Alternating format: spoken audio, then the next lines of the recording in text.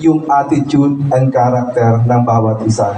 May mga district officers na napupunta sa office ko, marami silang concern. May mga division chiefs naman na napapasyal sa office ko. And every time I ask them, it's a very challenging role para sa lahat yung hindi mo mapatrabaho ang isang empleyado. So, you have to know what is your role in this office. Otherwise, hindi po natin ma-achieve ang ating goal. So, the next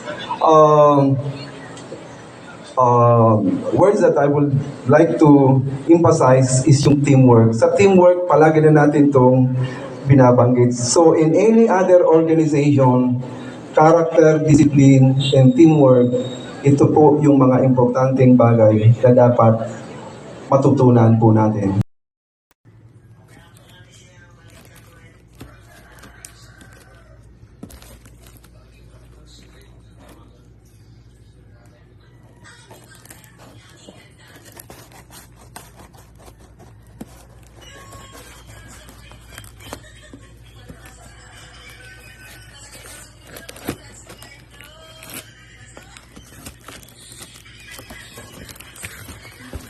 Diri lang kaya yung Diyos.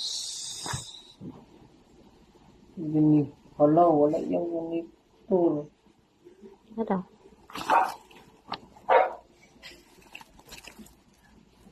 Ay, dito sa ilalim ni.